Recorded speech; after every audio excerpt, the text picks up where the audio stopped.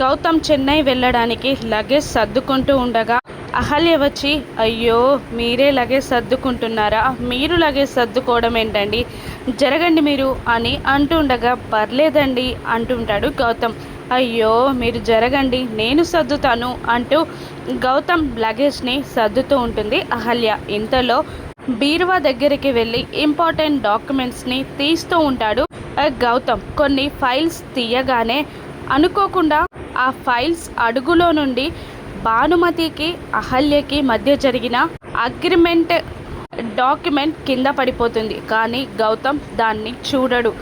ఆ ఫైల్స్లో ఉన్న important documents కూర్చి చూస్తూ ఉండగా అనుకోకుండా చేజారి గౌతమ్ చేతుల్లో ఉన్న డాక్యుమెంట్స్ అన్నీ కింద పడిపోతాయి.